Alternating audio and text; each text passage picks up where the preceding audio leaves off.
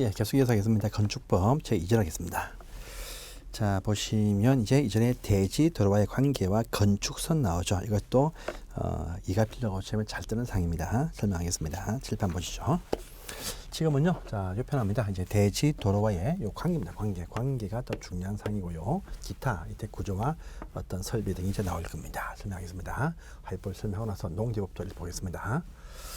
자, 이제 첫 번째 보시면 대지 도로와의 관계 있죠. 이 대지입니다. 대지가 각종 어떤 조건이 필요합니다. 대지에 많은 어떤 조건이 있습니다. 조건이 다 있고요. 이 대지의 조건을 다 갖출 것이고 이것이 도로에 접하고 있을 때 접하다. 붙어 있어야 건축할 수 있습니다. 맹지죠. 도로에 붙지 않는 땅은 건축하지 못한다. 이것이 기본 원칙입니다. 그런데 맹지여도 건축할 수 있는 경우도 있습니다. 어떤 경우냐면 요 사이에 보행자들의 출입에 제한이 없답니다. 출입할 수 있다. 그러면서 이 사이가 건축할 수 없는 공원, 광장 등으로 둘러싸여 있으면 차를 밖에 세워두고 왔다 갔다 하면 됩니다. 그래서 건축하게 해줍니다. 그래서 접도를 안 해도 보행자 출입에 제한은 없으면서 이 사이 땅들이 건축할 수 없는 땅이면 접도 안 하는 이 땅도 건축하게 해줍니다. 또 농지 가운데에서 농막을 지을 때도 접도 안 해도 된다는 예가 있습니다. 예, 이따 마치고 넘어가십니다. 그런데 접해도 잘 붙어야 됩니다. 일단 먼저입니다.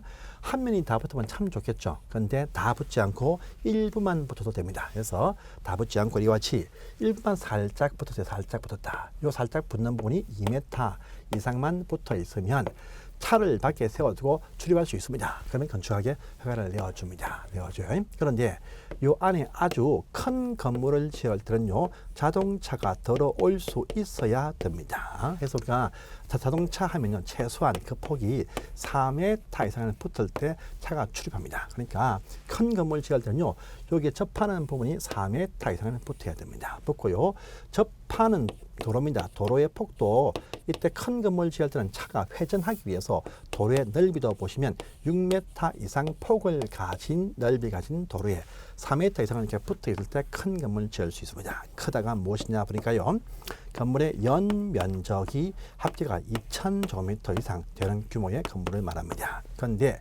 이 건물이 공장으로 서는 건물일 때는요, 3000제곱미터 이상 되는 어떤 규모부터 이 접도 의무가 강화된다. 이 사항이 참 시험에 즐겨 잘 나오는 사항입니다. 그래서 접도의 원칙과 예외 있죠. 별표 3개 가지고 꼭 확인하실 필요 있는 중요한 사항입니다. 해서 보십시오. 근데 또 다음 장 넘어가니까 아까 접도 안에도 건축할 수 있는 경우에서 보행자 출입은 가능하고 건축할 수 없는 땅으로 둘러싸여 있거나 또 농막이 그렇다 하는 말이 또 그 다음 페이지 이어서 나와 있으니까 보시기 바랍니다. 자, 다음에 큰 이번에 이제 건축선의 지정 보이죠? 건축선입니다. 이것도 보겠습니다. 우리가 도로 하면요, 기본 조건이 무엇이냐면 차량도 다닐 수 있고 사람도 다닐 수 있는 조건을 갖춘 길로서 그 폭이 4m 이상 될 것을 요한다. 해서 이 4m가 무엇이냐면요, 소요 너비가 된다. 이렇게 표현합니다. 소요 너비입니다. 이 폭 가진 도로에 붙어야 됩니다. 그런데 소요 너비에 미달되는 도로가 발생할 수가 있습니다. 그래서 우리가 무슨 건축선하면요, 대지도로 접한 경계선상에서 건물 지을 때 건축할 수 있는 한계선을 말합니다. 이 선을 넘지를 못한다랍니다. 그래서 보시면 항상 대지도로와의 요 경계선을 넘지 않게 건축을 합니다. 그래서 원래 원칙은 항상 요 선이 바로 건축선이다 이렇게 아시면 돼요. 그런데 요 소요너비에 미달될 때는 조금 곤란합니다. 그래서 요 넓이를 맞춘다는 약속을 해야 됩니다. 그래서 만약 이 폭이 현재 2m 밖에 나오지 않는다랍니다. 그러면 4m를 맞추어야 됩니다. 이걸 맞추기 위해서 도로 가운데선, 도로 중심선에서 요 소요너비 4m에 2분의 1씩 양쪽으로 후퇴해야 4m가 발생할 수가 있습니다. 살을 맞추기 위해서입니다. 이럴 때는 도로의 중심선에서 양쪽으로 소요너비 4m의 2분의 1씩 후퇴한 선을 말한다랍니다. 그러면 요 사이가 선이 하나 더 발생합니다. 그러면 이것이 바로 건축선입니다. 그러면 대지에서 건축할 때 요 선을 넘지 못합니다. 못하고 대지 건물 지을 수 없으니까 요 사이는 대지에서 강제로 제외한다 이렇게 말합니다. 그러면 이것이 바로 건축선입니다. 그런데 한쪽이 경사지나 산이 있다. 또 철길이 있습니다. 철길이 있어요. 그러면 도로 한쪽으로 후퇴할 수가 없습니다. 할 수가 없으니까 할 수 없이 이럴 때는요. 요 도로 반대편 도로 경계선에서 한쪽으로 소요너비를 후퇴해서 건축선이 발생할 수밖에 없습니다. 이 경우는요. 요쪽 편 대지에서는 요 전체가 또 대지에서 제외된다. 이렇게 말합니다. 자, 또 하나 더 있습니다. 도로가 서로 두 개 상에서 교차를 하고 있다라고 합니다. 둘 다 보니까 자동차가 출입을 할 수가 있는 상태를 갖추었더랍니다.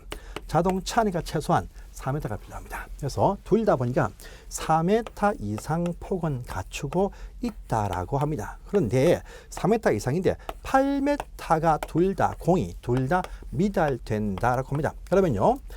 차가 회전할 때 보시면 도로 모퉁이에서 살짝 대지 안쪽으로 침해할 수가 있습니다. 이걸 막기 위해서 일단요.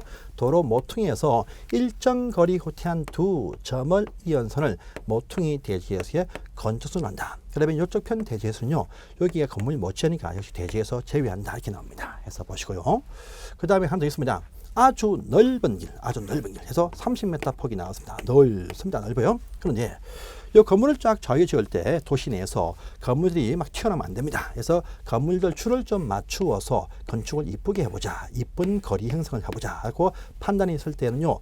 해당 시군 구청장이 넓은 길이지만 또 추가로 4m까지 또 선을 하나 딱 그어서 건물 넘지 마세요. 이 선을 발생할 수 있습니다. 그래서 해당 시군구에서 필요할 때 따로 선을 또 지정을 해서 건축선을 발표할 수도 있습니다. 그러면 이것도 지정했지만 원래 강제로 나오는 이런 선들 말고 지정한 건축선에서 이것도 선 역할을 합니다. 건물 넘지를 못합니다. 그런데 그 다른 곳은요 대지에서 제외합니다. 하지만 여기서는 대지에 포함을 시켜준다란 또 차이점이 있다는 겁니다. 자, 그 내용이 밑에 보시면 또 큰 이번에 선에 지정해서 나와 있습니다. 해서 보십시오. 자, 여기까지가 이제 좀 중요한 사항이고요. 오른편 보시면 다시 괄호 3번입니다. 괄호 3번에 그러면 건축선이 발생이 딱 되어 오시면 건축선에 따른 건축 제한이 무엇이냐입니다. 보시면 자, 건축선이 딱 발생이 딱 되어지면 건물 지을 때 건축물과 담장은 요 건축선의 수직면을 넘지를 못합니다. 이 선을 넘지를 못해요. 그렇지만 지표 아래 땅속 지표 밑에는 그러하지 아니하다. 넘어갈 수가 있다랍니다. 그런데 넘지 않았습니다. 창문을 여니까 넘는 구조입니다. 이때 요 도로면에서 이 높이가 4.5m까지 이하 부분이면 창문을 열 때도 넘는 구조 이어서는 안 된다. 이렇게 제일 끝에 나와 있죠. 그래서 여기까지가 건축 제한 되겠습니다. 해서 보십시오. 자, 다음 장을 넘어가니까 제3장에 이제 건물의 구조와 재료가 나옵니다. 구조와 재료. 그런데 이 표는요, 여러분들 지금 보시지 마시고 시험 치기 전에 살짝 각기 보시면 강사들 보시면 사이트에서 몇 개 표가 나옵니다. 표가. 그래서 구조와 설비는요 몇 가지 한 필 정도의 제시한 그 표만 딱 보시고 지금은 요거는 무시하시고 안전한 구조 필수 설비가 필요하다만 하시고 통과하시면 되는 건 제 파트입니다. 그래서 지금 다 넘어가세요. 3등은 여러분들은 저기 시험 치기 2개월 전에 살짝 보시면 되는 파트니까 넘어가십니다. 넘어가시고요. 자, 이제 계속 넘어가십니다. 몇 장을 딱 넘어가시면 큰 제2절에 지역 및 지구의 건축물 보이냐 이걸 보십니다. 이제 각종의 이제 지역 지구의 건축물에서 여기에 포함되는 사항인데 기타 건축 제한이 나옵니다. 여기에 포함되는 일체 사항들입니다. 한번 볼게요. 자, 이제 지역 지구에서의 건축물에서 제2절 편에서 있는 사항을 또 보겠습니다. 이것도 우리가 국토계획법에 있는 일부 사항과 또 중첩됩니다. 이어집니다. 여기입니다. 보시면 첫 번째입니다. 요 하나의 대지가 두 군데 이상의 토지에 걸쳐서 있습니다. 걸쳐 있어요. 그래서 한쪽이 보니까 무슨 주거지역이다. 한쪽은 보니까 상업지역입니다. 이럴 때입니다. 상업지역과 주거지역 건축법 제한상이 다릅니다. 달라. 그런데 요 전체 땅을 한 필지로 이용하겠다고 이 건물 주인이 땅 주인 우깁니다. 우겨요. 상업지역이 600이고 주거지역이 400이다. 300입니다. 300. 배 이상 큰데 이럴 때입니다. 건축법을 적용할 때는 말입니다. 요 한 필지 안에서 속한 이 용도들 봐서 과반이 속하는 쪽이 어디냐 딱 보니까 반 이상이 여기 딱 포함되어 쪽 상업적입니다. 그러면 전체 대지가 다 상업적에 맞춰서 건축법 적용한다. 이 말 되겠습니다. 첫 번째 있는 사항입니다. 보시고요. 또 예외 보시면 자 건축물이 미관지구라는 곳입니다. 미관지구란 곳에 대지가 딱 걸쳐 있는데 그러면요 건축할 때 이쪽은 미관, 이쪽은 미관지구 제한받지 않습니다. 그런데 건물 지을 때 요 땅 주인이 미관지구와 아닌 곳에 대지에서 걸쳐서 건축합니다. 그러면요 걸치니까 걸치는 건물은 전부 다 미관지구 제한을 받게 되어져 있습니다. 그런데 요 걸치는 건물 때문에 요 대지까지 전부가 다 미관지구 제한을 받게 된다 이렇게 말합니다. 첫 번째 1번에 있습니다. 자 보시고요. 자 두 번째는요 이제 방화지구입니다. 방화지구. 무슨 방화지구라는 곳에 대지가 걸치고 있습니다. 땅이 딱 걸쳐 있습니다. 이럴 때입니다. 이쪽은 방화지구, 이쪽은 방화지구 아닙니다. 그런데 이 경우도 요 땅 주인이 방화지구와 아닌 곳에 걸치는 건축을 했다랍니다. 그러면요, 걸치는 요 건물 전부 다 방화지구의 제한을 받게 되어 있습니다. 그런데 방화지구에 걸치는 건물은 요 걸치는 건물만 방화지구 제한 받는 것이지 나머지 대지 부분은 방화지구 제한을 계속 받지 않는다 이렇게 말합니다. 그래서 두 번째 보시고요. 자, 그 다음에 걸치는 것인데 이제 보니까 요 하나의 대지가 두 군데 토지에 걸칩니다. 걸치는데 요 조그맣게 걸치는 부분이 녹지입니다. 무슨 자연 녹지, 무슨 자연 해서 녹지입니다. 녹지고 기타 장소가 보니까 무슨 준주거지역 등입니다. 이같이 녹지가 딱 걸칩니다. 녹지가 걸쳐서 이쪽이 200이고 이쪽 800입니다. 훨씬 800이 많지만 요 저 밑에서 녹지에 걸치는 부분들은 항상 이쪽은 항상 녹지로만 갑니다. 이쪽은 기타 어떤 용도식 제한 받습니다. 그래서 녹지에 걸치면 그 면적을 묻지 않고 항상 각각 분리되어서 취급한다. 이렇게 또 아시면 되겠습니다. 그 내용이 밑에 3번에 있습니다. 해서 보시고요.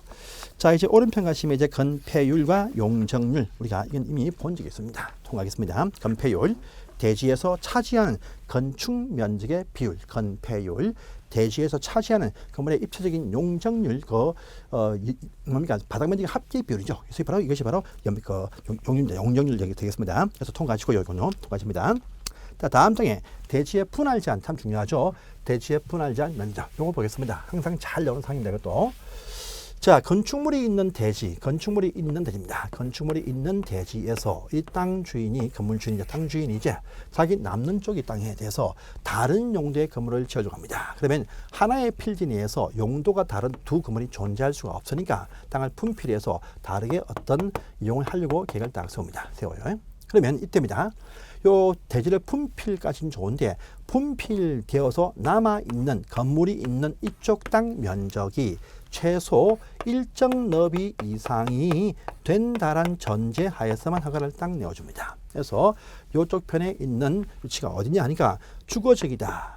주택 있는 이것은 최소한 60이 필요하다랍니다. 또 상가 짓는 상업지역은요 최소한 150이 필요하다. 또 공장 짓는 공업지역은 또 최소한 150이 필요하다. 또 녹지는 조금 더 많이 확보한다 해서 200이 필요합니다.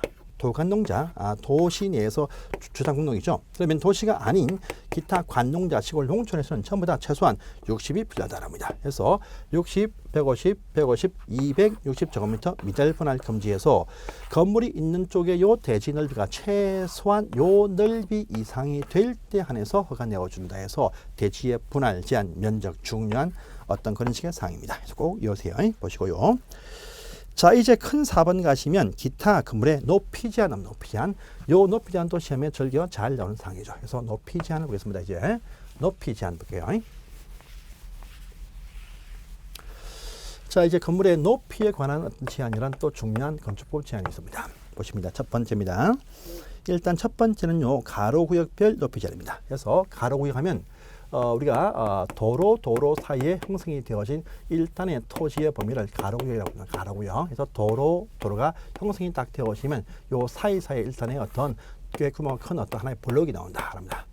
요 부분입니다. 그래서 이것이 딱 나오면 지역의 허가권자들이 높이를 발표를 딱 합니다. 해가지고 이쪽은 100m 갑시다. 80m 가자. 이렇게 높이를 다 발표를 딱 합니다. 해요.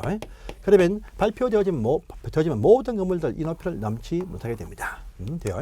그런데 100m라는 높이를 딱 지정했는데 다시 요 안에서입니다. 건물 용도입니다. 건물의 종류, 건물의 용도별로 해서 그 높이를 또 다르게 차등을 두어서 다르게 지정을 또 할 수 있다는 겁니다. 그래서 같은 높이 내에서도 건물의 용도, 아파트는 100m, 오피스텔 100m, 또 학교 20m 이렇게 건물의 용도별로 그 높이를 다르게 또 정할 수도 있다. 그럼 거기에 또 맞춰야 됩니다. 특히 이런 지역이 아주 자주 발생하는 서울특별시와 또 인천 등 광역시입니다. 특별시와 광역시에서는 원체 많이 발생하니까 처음부터 그들 시조례입니다. 시조례에서 조건을 부여해서 높이를 정해 둘 수 있다. 그래서 조례로 높이 정한다 라는 말 나오면요, 서울특별시와 인천 광역시만 딱 나와야지 기타 무슨 시장, 군수란 표현 나와서는 안 되겠습니다. 그래서 조례로 높이 정하는 것은 특별시, 광역시만 그렇다. 이것만 딱 체크를 딱 해주세요. 중요하고 오른편에 보시면 바로 그 법령 그 표 밑에 보시면 동그라미 2번에 나와 있습니다. 보십시오. 자, 두 번째입니다. 두 번째 1조입니다. 1조. 이제 1조를 위한 높이 제한이다. 1조입니다. 햇빛 보이죠? 1조란 높이 제한 때문에 발생하는 또 높이 제한도 있습니다. 햇빛을 받기 위한 높이 제한이다. 합니다. 1조죠.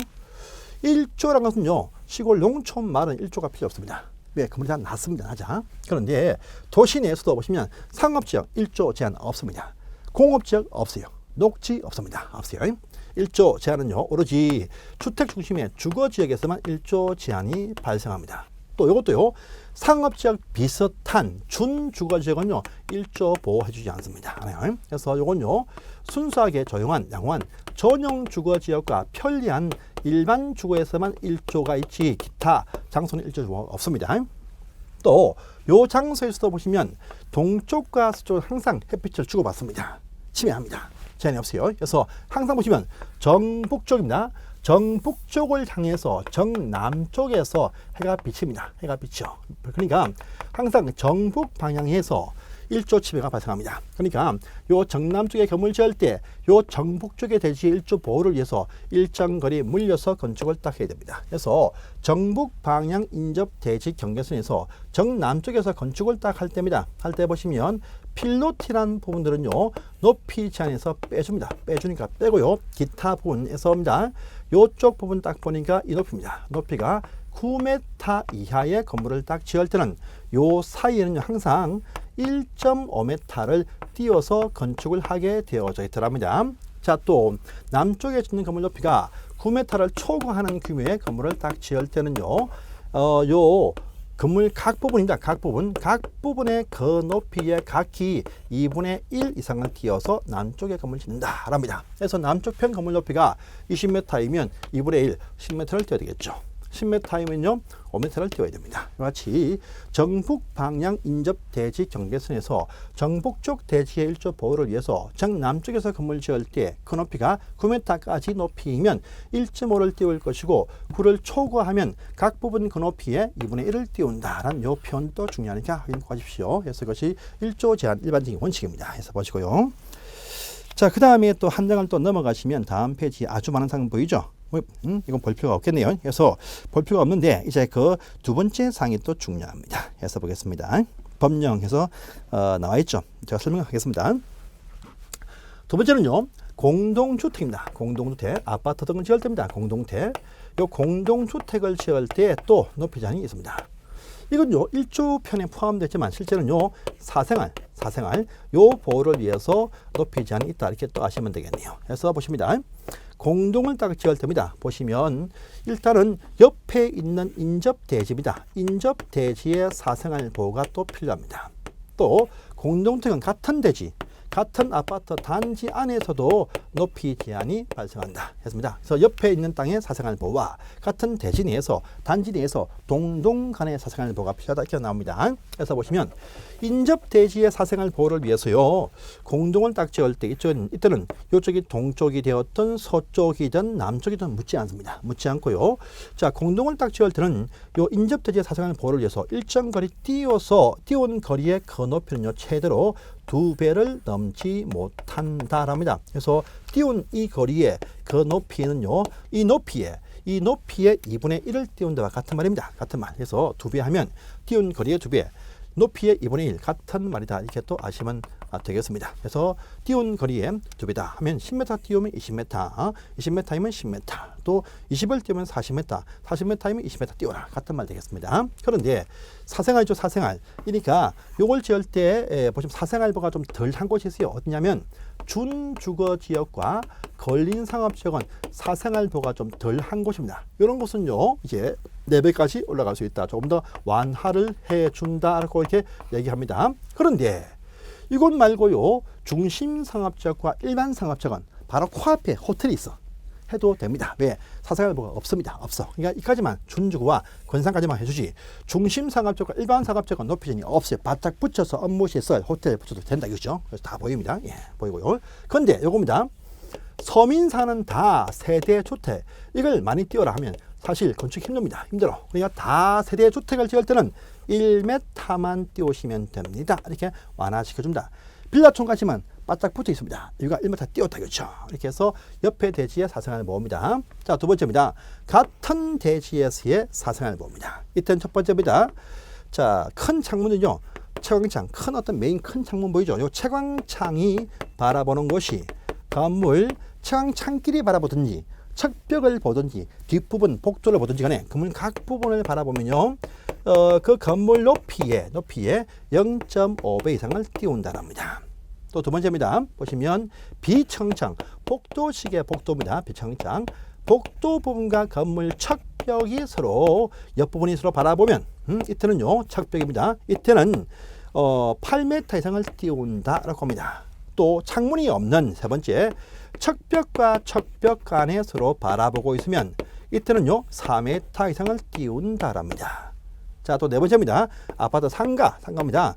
부대 시설과 관리 사무실 등의 복리 시설입니다.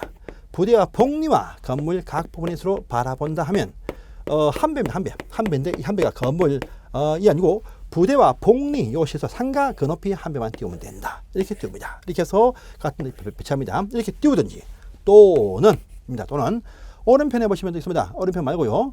오른편에 보시면 있네요. 있습니다. 여기입니다. 보시면 동지날, 한겨울이죠. 동지.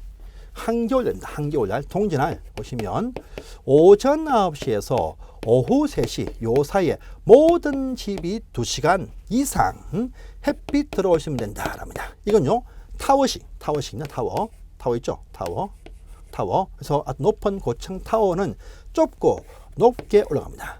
이때는요, 해가 다 들어옵니다. 그러니까 타워식 지을 때는 한겨울날 그 관망한 것이 9시에서 오후 3시 사이에 2시간 이상 햇빛 받게 할 수 있으면 뜰 필요 없다. 타워식 아파트에 설명되겠습니다. 그 내용이 왼쪽편에 쭉 보시면 법령에서 나와 있는 사항입니다. 이것만 딱 아시고 딴 건 통과하세요. 필요 없습니다. 그러면서 이제 오른쪽에 제일 밑에 보시면 이름을 보입니다. 건물이 2청 이하 이면서 동시에 8m 이하인 건물은요, 1조 제한과 사생활 보호제한을 받지 않게 할 수가 있다 한 것이 또 제일 밑에 나와 있습니다. 높이 제한이었습니다. 자, 보시고 다음 장입니다. 자, 제4장 갑니다. 이제 건축의 협정 등이 나왔습니다. 근래에 신설되어진 조항들인데 이것도 이제 중요한 어떤 쟁점 포인트가 많으니까 확인하십니다. 자, 건축의 협정입니다. 기타 특별한 사항들이 이제 나옵니다. 이렇게 알아주시면 되겠습니다. 특별 사항들 쭉 나옵니다. 이제. 자, 건축의 협정이란 것은요, 특별한 지역에서 서로 맞대어서 건물 지을 때 서로 협력해서 같이 더불어 잘해보자 라는 의미가 포함되어 있습니다.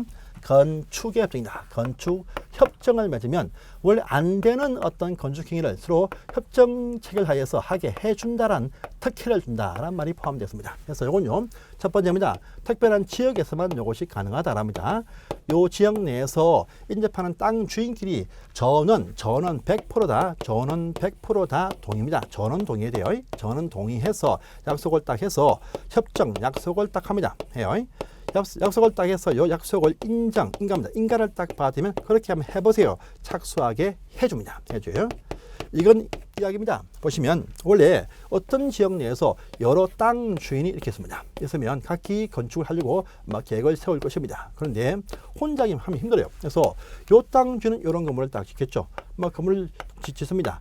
그런데 이 땅은 맹지. 건물을 지을 수 없습니다. 맹지입니다. 맹지. 그런데 요 전체를 필지가 몇 개 있는데 요 필지를 합하지 않고 하나의 필지로 간주를 한 상태에서 만약에 이런 식의 건물을 딱 지어가지고 서로 층별로 나누어서 각기 이렇게 살면서 전체를 한 필지로 지어서 주차장도 크게 딱 만들고 또 연못도 만들고 공원도 만들고 하면 멋진 어떤 그런 식의 어떤 단지처럼 보인다. 그죠? 그래서 원래 한 필지가 아니고 여러 필지인데 하필 안 한 상태에서 한 필지로 인증해서 이렇게 멋진 건물을 짓게 해줄 수가 있다는 것이 바로 협정 되겠습니다.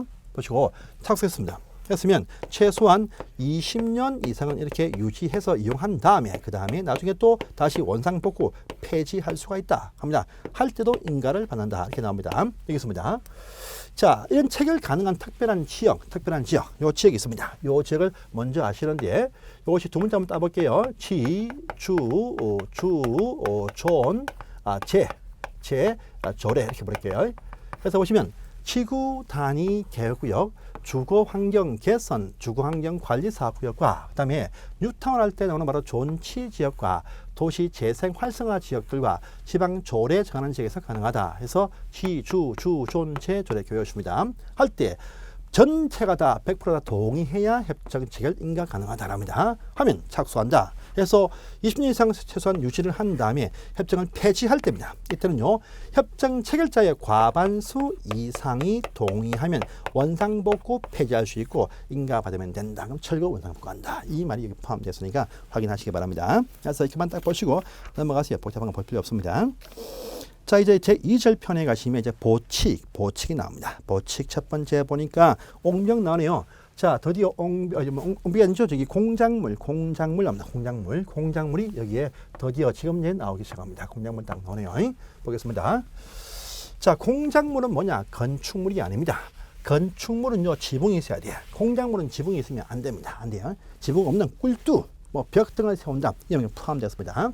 그런데 공작물은요, 이제 해당 그 땅 주인, 건물 주인이 축조할 수 있다라고 공작물은 자유가 주어집니다. 그런데 공작물 축조하기 전에 축조 전에 미리 사전에 신고해야 될, 신고하고 축조할 신고 대상 공작물이 있다랍니다. 요게 저번 시험에 나왔습니다. 보겠습니다. 그래서 일단의 높이입니다.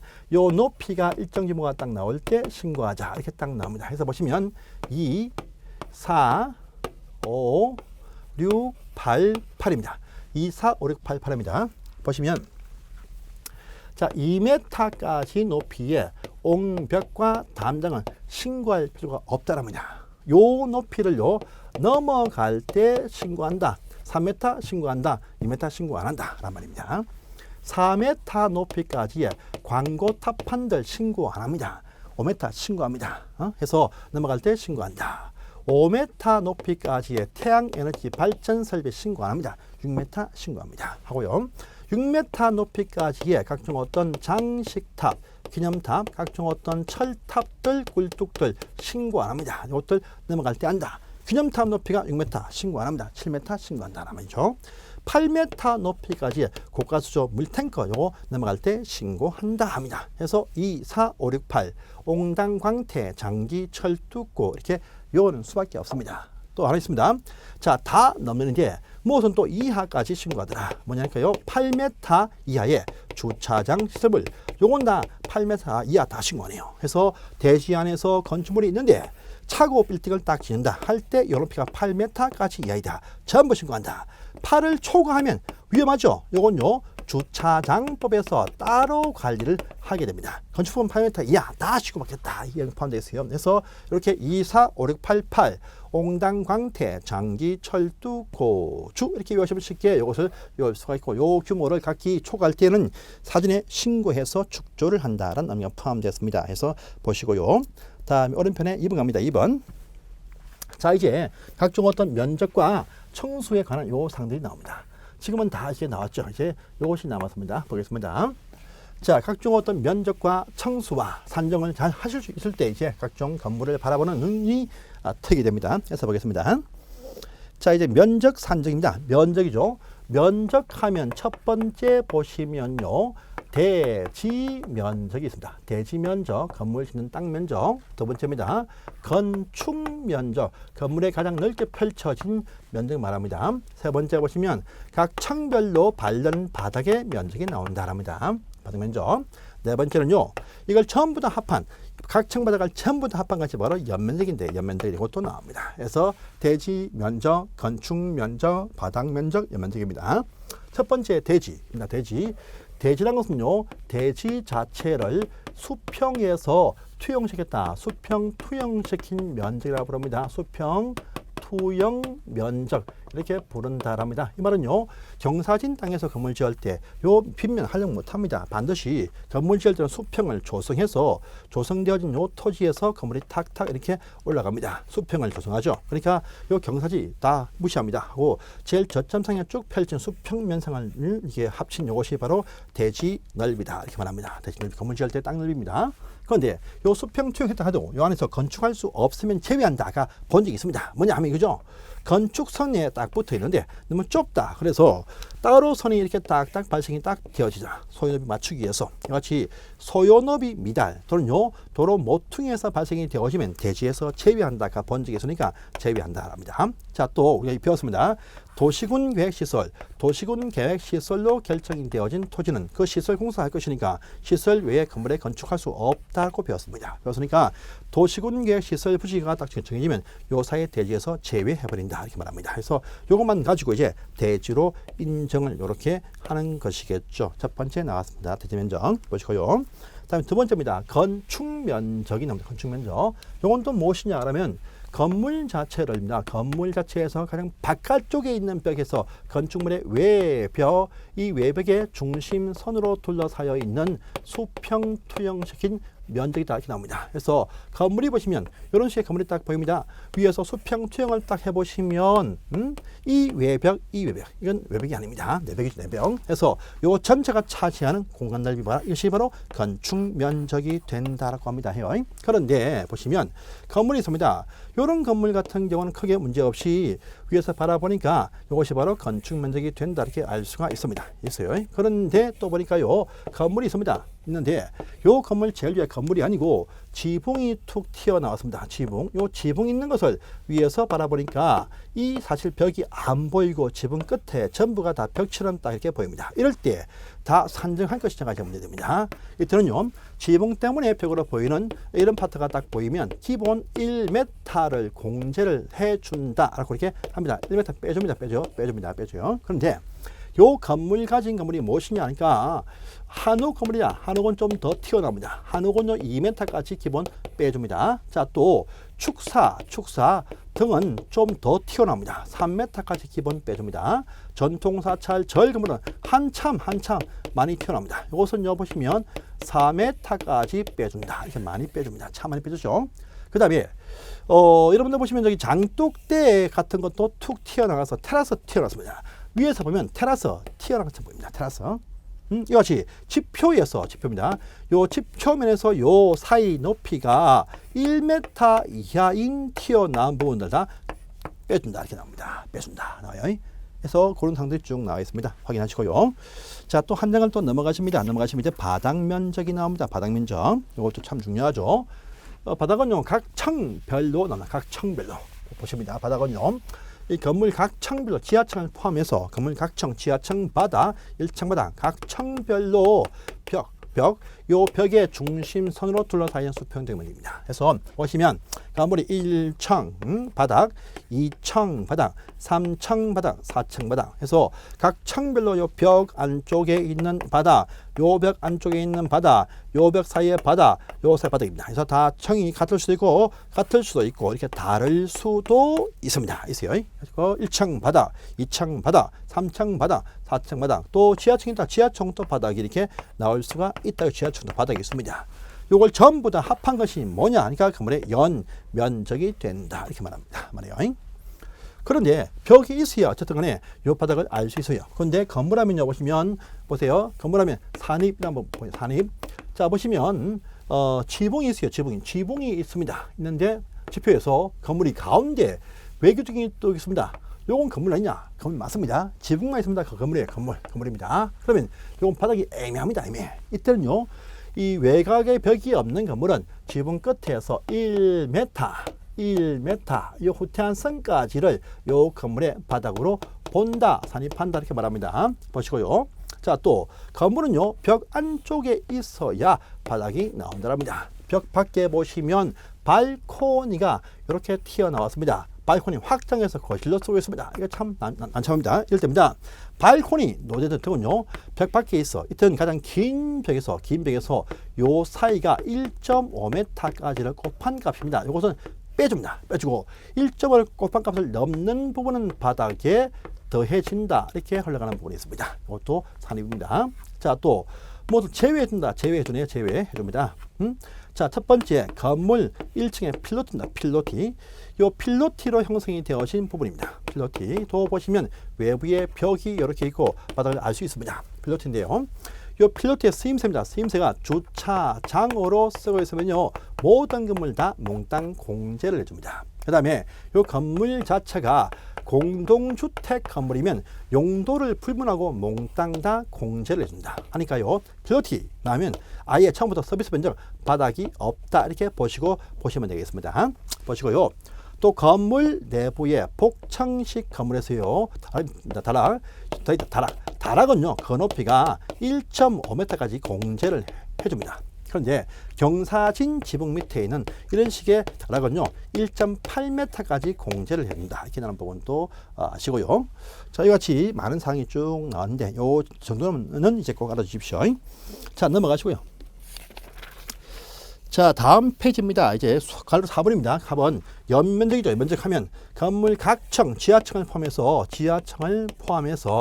건물 각층 바닥을 전부 다 합한 것입니다. 합한 거. 이걸 전부 다 합한 것이 바로 이것이 건물의 연면적입니다. 연면적. 그래서 이렇게 제외할 거, 포함할 거 포함을 하고 또 제외할 거 제외해주고 난 다음에 다 합한 것이 바로 건물의 연면적, 연건폐라고 부릅니다. 그런데 이렇게 그런데요, 보시면 연면적에 포함됩니다. 포함되어도 용적률 뭡니까? 용적률 하면 대지 면적에서 차지하는 건물의 연면적의 비율 되겠습니다. 이와 같이 용적률 할 때 추가로 공제하는 부분이 있더라. 중요한 사항이죠. 해서 보니까 자, 연면적에 포함되지만 건물 지하층은요, 용적률 할 때에 제외한다. 보이십니다. 또 두 번째입니다. 건물 지상층에 설치되어져 있는 이 건물에 딸려 있는 부설 용도의 주차장 이것도요, 용적률 할 때 제외해준다. 이 나옵니다.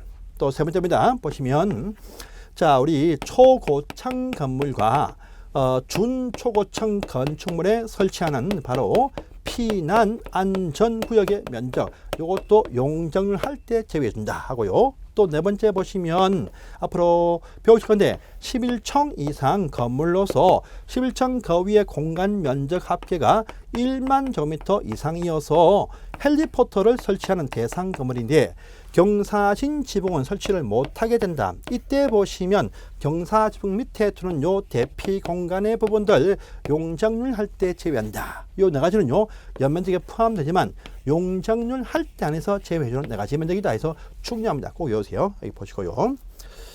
자, 그 다음에 그분의 높이와 청수와 산정 문제가 나옵니다. 높이와 청수 보겠습니다. 높이와 청수. 자, 이렇게 해서 면적 네 가지 배웠지만 상당히 중요한 사항이고 확인이 꼭 필요하신 사항이고 건축법은 이걸 아셔야 건물을 바라볼 수가 있습니다. 보시고요. 자, 이제 각종 어떤 면적과 청수가 이제 나옵니다. 청수가 나옵니다. 보겠습니다. 일단은 말입니다. 첫 번째입니다. 자, 먼저 높이입니다. 높이를 어떻게 볼 것이냐라면 높이는요, 땅속은 파면 안 돼요. 지표부터 건물 상단까지로 한다랍니다.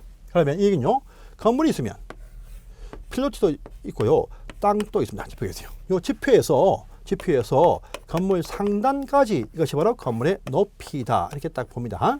그러면 필로티도 높이에 포함이 딱 되어 있습니다. 그래서 해보니까 이 높이가 만약에 40m가 딱 나와서 2m가 나왔나? 2m가 나왔어요. 그런데 이 필로티 높이가 4m가 이게 포함되어서 40입니다. 그런데 요 일대에 보니까요, 1조 제한, 기타 높이 제한에서 40m 넘을 수 없다. 높이 제한이 발표가 딱 되어 있습니다. 바라보니까 40이 초과했다. 초과 안 했습니다. 높이는 40인데 높이 제한서 볼 때는요, 요 필로티 청고를 제외한 높이로 한다랍니다. 그래서 높이에 포함되지만 높이 제한을 정할 때는요, 필로티 청을 빼준다. 이 의미가 포함되어 있습니다. 그래서 이거 기억하시고요. 자, 그 다음에 보시면 높이편에서 딴 건 다 필요 없습니다. 건물 옥상에 보시면 보세요. 자, 이 건물이 요까지가 딱 보면 10층입니다. 10층. 10층인데 항상 모든 건물들 보시면 이렇게 높은 건물이면 승강기실 또 계단실 탑을 이렇게 딱 세웁니다. 딱 세워요. 보니까 이것도 1층, 2층이 딱 나왔습니다. 그럼 10층이냐, 12층이냐 애매합니다. 자, 높이입니다. 높이 딱 보니까 40m가 딱 나왔어요. 40m인데 요 옥상 탑 높이가 딱 보니까 14m가 딱 나왔습니다. 14m. 그러면 이것이 12층이냐, 54냐 애매합니다. 애매해. 이때는요, 요 건물을 위에서 수평 투영을 해봅니다. 해보니까요, 가장 넓은 건축 면적이 딱 보일 것이고, 또 보시면요, 옥상의 탑, 요것이 이렇게 딱 보일 것입니다. 이럴 때입니다. 자, 건축 면적, 이거 하고요, 옥상의 탑 면적, 요거 두 개를 비교합니다. 비교했을 때, 탑 면적이 건축 면적에 비해서 8분의 1 이하가 되어지면 건물 높이는요, 몽땅이 아니고 옥상 탑 부분들 12m까지만 공제를 해주고 나머지는 높이에 포함된다. 그리고 청수나 건물 청소는요, 몽땅 다 공제를 해준다 합니다. 그래서 보니까 만약에 탑 면적이 10이 나왔습니다. 그런데 건축이 100이 나왔습니다. 그러면 10분의 1. 이런 8분의 1보다 더 작습니다. 작아. 그럼 높이는 10이 빠집니다. 12만 뺍니다. 딱 빼죠. 2m 남습니다. 더합니다. 높이는 40이가 됩니다. 그런데 청수는요, 몽땅 다 공제, 계속 10층으로 본다. 이렇게 하는 것이죠. 이것이 바로 옥상 탑의 높이 인정 문제입니다. 한번 보시고요. 자, 그 다음에 청수와 청고 보이죠? 보겠습니다. 청수와 청고입니다. 청수는 이 얘기입니다. 보시면 건물이 지상, 일단 지하입니다. 지하는 청수에 포함이 안 돼요. 지하는 청수에 포함이 당연히 안 됩니다. 안 돼. 해서 보니까 이게 1층, 2층, 3층, 4층 올라갑니다. 그래서 뭐 4층이다. 별 문제가 없습니다. 그런데요, 이 지역에 높이가 꽤 높아. 16m짜리 건물이 있는데 이것이 단층으로 1층으로 쓰고 있습니다. 그러면 요 4층과 요 1층이 같습니까? 같이 갈 수가 없어. 그래서 요 해당과 청수에 청수 제한입니다. 청수 제한. 청수를 제한할 때는요, 같이 한 층을 높이 4m 같이 제한합니다. 그래서 보시면 이미 요 건물요, 1층이 아니고 4, 46 똑같이 4층으로 봐서 더 이상 건물 짓지 못하게 제한을 하는 것이죠. 그렇지. 청수 제한한테는 높이를 4m마다 한 개처럼 간주해서 같이 제한하게 된다. 이 말도 이게 어른편 청수의 근형이 나와 있습니다. 그래서 보십시오. 자, 마지막에 8번입니다. 8번. 지하층에서의 지표면 산정 보이시죠? 이건 요 말입니다. 보시면, 자, 어정쩡하게 보시면 이렇게 반지하가 있다. 반지하. 이럴 때 이것이 1층이냐 지하냐 할 때 요 해당 바닥면에서 지표까지의 이 높이와 해당 층 높이를 비교해서 알아본다 했습니다. 이때 요 높이가 요 높이에 비해서 2분의 1 이상이 지하층이면 2분의 1 이상이 땅 속에 있으면 지하층이다 했습니다. 그런데 자, 반듯한 건물을 두 개 층을 딱 지었습니다. 앞에 보니까 1층입니다. 1층. 뒤에 보니까 거의 지하입니다. 이럴 때입니다. 이럴 때에는요, 각 지표가 접하는 부분에서 수평 거리에 따라서 가중 평균한 것을 지표로 산정을 한 다음에 요 높이와 이 높이를 비교해서 지하층 유무를 따진다는 것이 거기에 또 나와 있습니다. 그래서 이렇게 보십시오. 이렇게 보시고 이제 기타는요, 문제로 확인하십시오. 자, 이렇게 보시고 이제 여러분들이 공부를 좀 하시면 이제 다음 년도 넘어가서 이제 한 뭐 6월달 7월달쯤에 요 요약서에다가 문제를 좀 더 병행하시고 좀 더 이 강의를 좀 더 한번 더 보시면 충분하게 여러분들이 시험 대비해서 만족할 점수 100점은 절대 못 나옵니다. 만족할 점수 공법은요 70점 정도만 나오면 만점. 그러니까 60만 딱 넘어가죠. 충분합니다. 그러면요 다른 과목에 시간을 안 보내서 공입 평균에서 60이 딱 넘어가는 합격증을 딱 받으시면 정말 기쁜 그런 어떤 새로운 인생이 주어집니다. 여러분들 한번 해보십시오. 증을 따시면요 인생이 바뀝니다. 진짜입니다. 열심히 하셔가지고 다음 시험에 꼭 반드시 합격하시를 진심으로 기원하겠습니다. 감사합니다.